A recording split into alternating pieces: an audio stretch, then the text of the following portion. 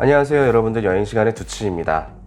여러분, 여행 상품을 보면 제목들이 엄청 길죠? 그리고 여행 상품명에 무슨 리조트라고 표시되어 있는 상품이 있고, 또는 무슨 리조트 호텔이라고 되어 있는 상품들을 보셨을 텐데요.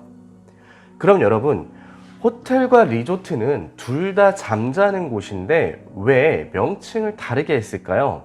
분명 차이가 있으니까 구분을 시켜놨었겠죠? 자, 그럼 호텔과 리조트의 차이가 뭔지 이해하기 쉽게 설명을 해드리도록 하겠습니다. 먼저 호텔의 사전적 의미를 살펴보면 비교적 규모가 큰 서양식 고급 여관이라고 국어사전에는 명사로 표기가 되어 있는데요. 서양식 여관, 저도 좀 낯섭니다. 리조트는 원래 정식 명칭은 리조트 호텔인데요. 휴양시설을 갖춘 호텔, 객실은 넓고 쾌적하며 고급스러운 설비와 집기들이 있고, 단지 내에 부대시설인 각종 레저시설을 이용할 수 있는 곳이라고 명시가 되어 있습니다. 그럼 리조트는 휴양시설이 있고 일반 호텔은 없는가 라고 생각이 드는데요. 아닙니다. 일반 호텔에도 휴양시설이 있습니다.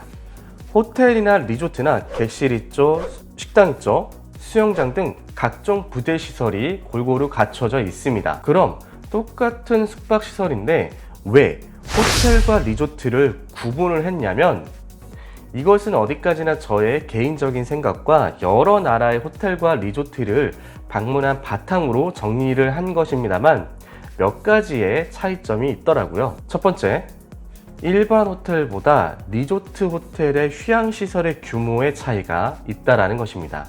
무슨 말이냐면, 일반 호텔은 보통 도심 지역에 위치해 있는 것이 대부분이고요.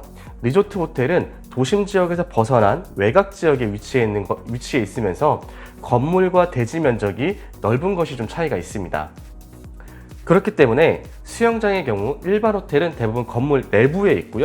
리조트 호텔은 넓은 부지에 야외에 수영장이 있고, 그 다음에 일반 호텔 수영장보다는 큰 수영장을 보유하고 있다는 것이 특징이라고 볼 수가 있습니다. 물론 리조트 규모에 따라서 수영장이 작은 곳도 있습니다. 그리고 일반 호텔은 도심 지역에 있다 보니까 건물을 넓게 지을 수가 없으니까 높게 층수를 올려서 짓는 것이 특징이고요. 리조트 호텔 같은 경우에는 넓은 부지에 건물을 지으니까 상대적으로 낮은 층수로 구성이 되어 있습니다. 물론 높은 층수의 건물이 있는 리조트도 있습니다. 그리고 바닷가에 위치한 리조트 호텔 같은 경우에는 전용 비치와 해양 스포츠를 즐길 수 있는 시설을 갖추고 있는 곳도 있습니다. 자, 다시 리조트 호텔과 일반 호텔의 차이점을 정리를 하자면, 일반 호텔은 대부분 시내에 있고 리조트 호텔은 외곽에 위치해 있다. 일반 호텔의 수영장은 실내에 있고 리조트 호텔은 야외에 있다는 것, 그리고 리조트 호텔은 건물이 낮고 일반 호텔은 좀 높다라는 차이가 있습니다.